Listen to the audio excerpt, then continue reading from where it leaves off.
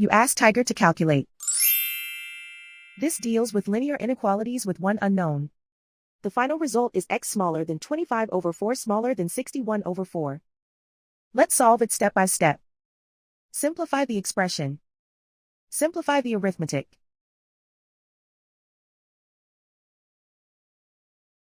Isolate the x. Divide both sides by 8.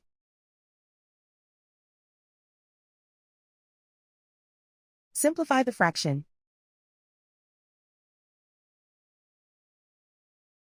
Find the greatest common factor of the numerator and denominator.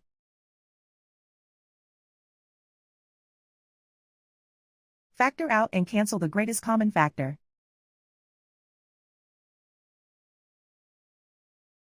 Plot the solution on a coordinate grid. And so the final result is x smaller than 25/4 smaller than 61/4.